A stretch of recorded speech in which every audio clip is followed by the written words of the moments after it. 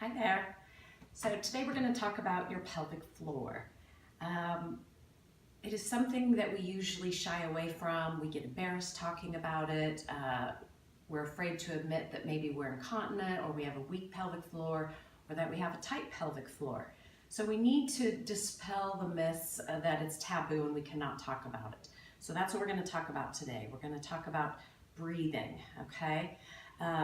Here's my pelvic floor. Okay, that is the inside of it. These muscles in here are what are either hypo or hypertonic, okay? And we'll get into that a little bit later. But right now, I just want you to visualize the pelvic floor and what happens when you breathe. So I'm gonna use this bowl, because you can see it better, as your pelvic floor. Now, when you breathe, all right, your diaphragm sits right underneath your rib cage, all right? What happens when you inhale? All right, this is your diaphragm, okay?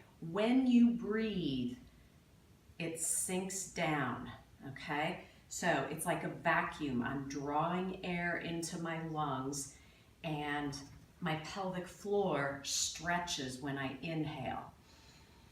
When I exhale, my diaphragm pushes up and forces air out of my body. So I inhale, my muscles lengthen and stretch. When I exhale, I force air out, causing a contraction of the pelvic floor. So an inhale stretches my pelvic floor, and exhale contracts my pelvic floor. So you can also think of it like a jellyfish, right? So it goes up and it goes down. There's my inhale, there's my exhale. So my inhale, I let air come in, it fills my body up and it stretches my pelvic floor, and then I exhale and it pushes air out, and that's where the contraction happens. So understanding this is first and foremost key, because most of us sometimes visualize our breath the opposite way. So I want you to think of your inhale as filling up a container and your exhale pushing air out. Another way of thinking about it is an elevator. Think of the elevator going to the basement, and the exhale is the elevator going to the penthouse suite. It goes up. My inhale goes down, my exhale goes up. So you can think of it as an elevator.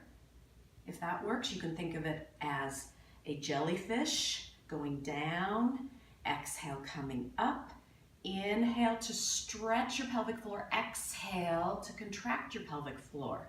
So breath is in this area of your container, right? It's not up here, panting. A lot of times we don't, in exercise, breathe correctly. We breathe up here. It is not a whistle. Like that. It's not blowing out birthday candles, and it's not a whistle. It's fogging up a mirror. Think of holding a mirror or holding your glasses and you need to clean them. It comes from deeper within. So your exhale comes from deep down, and your inhale fills everything up.